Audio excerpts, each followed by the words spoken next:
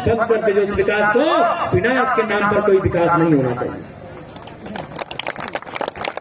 इसलिए आज हम लोग मौका इसलिए मांग रहे हैं ताकि आज जो बात हम सभा में कह रहे हैं, इन्हीं बातों को विधानसभा में, इन्हीं बातों को दिल्ली में रखने का हिम्मत होना चाहिए। आप बताइए, आपके नेता मंत्री क्यों रखेंगे? उनको कंपनी चंदा देती है, उस चंदा से चुनाव जीतते हैं, उनका घर परिवार चलता है, उनकी औकात नहीं है।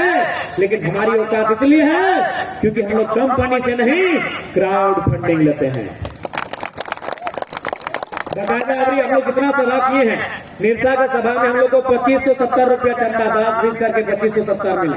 कल हम लोग का सभा था परसिया धनबाद में, वहाँ 4230 रुपया मिला।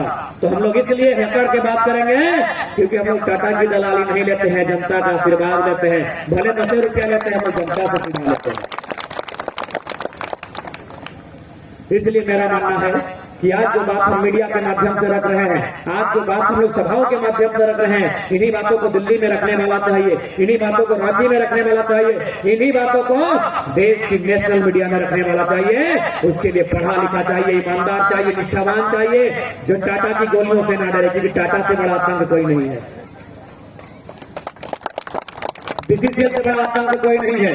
ये कंपनी आज भी ईस्ट इंडिया कंपनी के तर्ज पर शासन करती है, जबरन मनमानी करती है, गरीबों का जमीन छीनती है और प्रधानमंत्री को 1000 करोड़ भेजती है चंदा। और प्रधानमंत्री आरटीआई भी बंद कर देते हैं कि तुमको जानने का हक नहीं है कि टाटा ने हमको 1000 करोड़ दिया, उसका खर्चा कहाँ किए।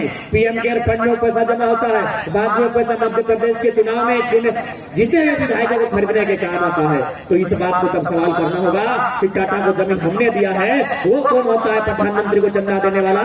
कोरोना के नाम पर अगर दिया था तो आरटीआई क्यों नहीं है? आरटीआई क्यों नहीं है? आरटीआई हमारा मौलिक अधिकार है। भारतीय संविधान आर्टिकल 19 में 2005 में आरटीआई को ऐड किया गया है, जन सूचना का अधिकार। तो क्यों नहीं हमें अधिकार मिलेगा? इसलिए आज सवाल करने वाले लोग चाहिए। निर्मला ने वही कहा था कि उन्होंने यही कहा था कि सवाल बनकर फिर उठेगा। आज समय आया है, हम फिर से सवाल करने लगे हैं। एक साथ 1000 लोग सवाल कर रहे हैं, पर हमारे सवाल का उत्तर किसी के पास नहीं है। जो भी देखता है पतली गली से निकल देता है। अब आप ही बताइए, अब नॉन मैट्रिक वाला लोग सवाल का उत्तर देगा तो फिर हम लोग पहले पीएचडी कर रहे हैं। अब नॉन मैट्रिक वाला लोग आपके सामने खड़ा होकर सवाल का उत्तर देने लगेगा तो हम लोग हमें भी कार्य किए हैं। आज निर्मल बन के हर एक शख्स खड़ा है, हर एक शख्स का सवाल पूछ रहा है, और इसी सवाल से राज्य में भूचाल आ गया है, इसी सवाल से राज्य में बवाल हो गया है।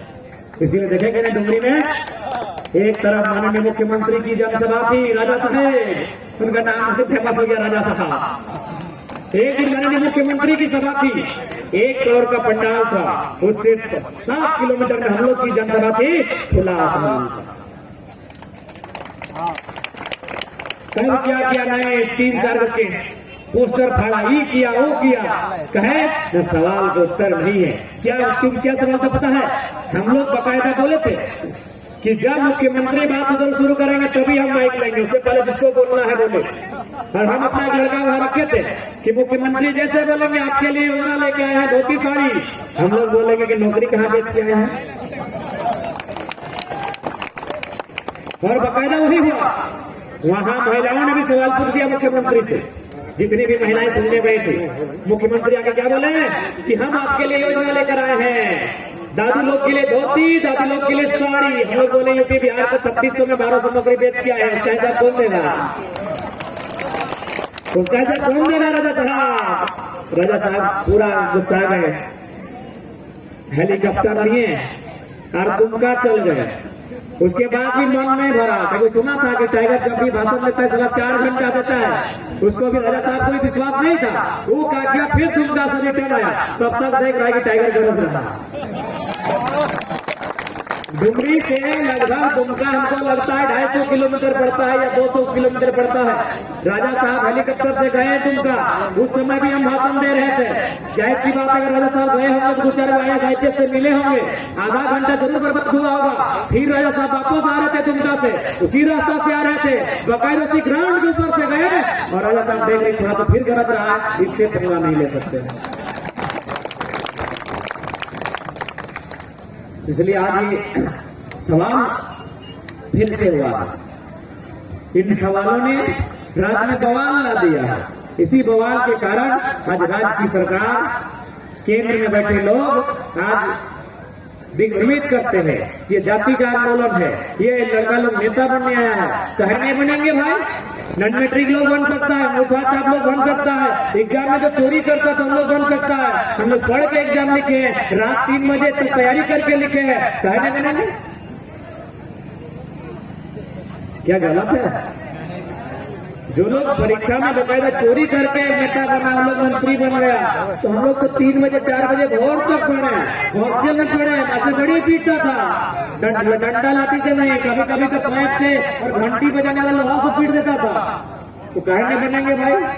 इसीलिए उनको बोल दीजिए कि आप लोग तो नेता बनने का मौका दिए थे, आप लोग नेता बन के जनता को ठगने का काम किए हैं, इसलिए आप लोग हम लोग नेता बनने की तैयारी में हैं। और 2024 में जनता इतनी भूखी हो चुकी है कि सिंहासन को निगलने की तैयारी कर रही है।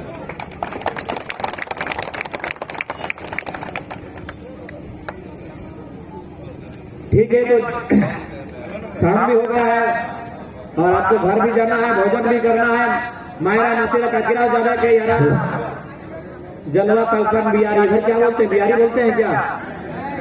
तुमने की बोली? बिहारी मैंने खाना का 3 प्रकार बोलते हैं ना, खबर ना, खबर तो सबका ही खबर।